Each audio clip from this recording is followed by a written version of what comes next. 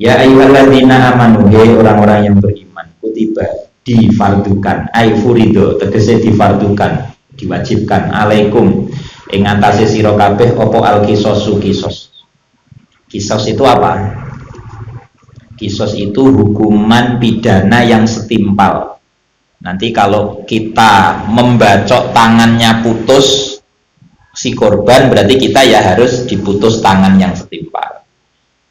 Jadi itu hukuman setimpalnya itu namanya kisos.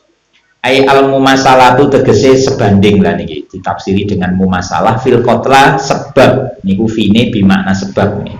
Fil qatla sebab wong kang dipateni. Jadi kisos sebab membunuh orang.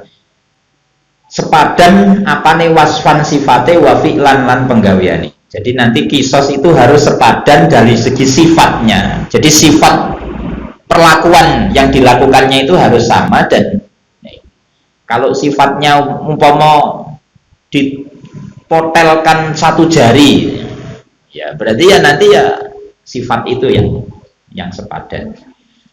Wal hurru utawi wong merdeka iku yuktalu dipateni sapa hur bil hurri sebab mateni wong merdeka kang werna. Wala yuktalu lan ora dipateni sapa hur sing ngarep bil abdi kelawan budak.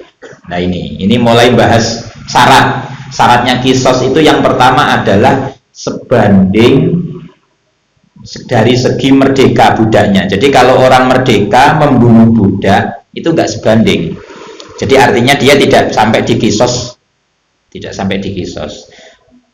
Tapi kalau dia membunuh sesama orang merdeka, dia merdeka membunuh orang merdeka, ini dikisos. Wal abdu bil abdi, lah ini. Jadi budak ya sebanding dengan budak. Artinya kalau membunuh sesama budak baru dikisos. Wal unsa bil unsa. Nah, wanita juga umpama membunuh wanita baru nanti dihukum sebanding. Kalau perempuan, kalau laki-laki atau perempuan ya, kalau perempuan membunuh lelaki itu enggak sebanding, artinya nanti kisosnya bisa separuh. Nah ini dijelaskan begini dalam tafsirannya ini. Wabuyinat lan dipertelakake apa? Wabayanat lan mertelakake apa as-sunnatu, sunnah Nabi utawa hadis ana dzakaro sak temene lanang iku yuktalu dipateni sapa dzakar biha sebab unsa.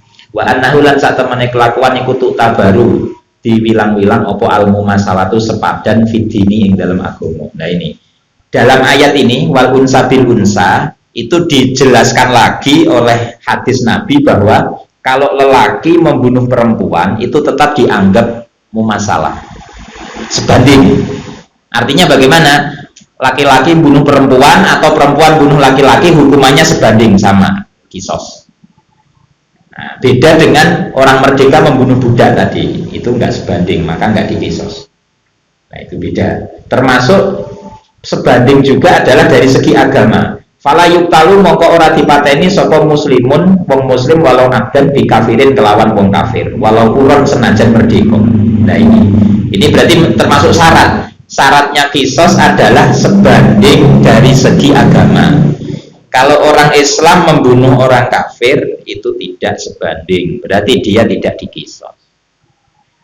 Nah, ini sababun nuzul ayat ini adalah kejadian kaum Aus dan Khazraj. Kaum Aus dan Khazraj itu saling bersaing unggul-unggulan.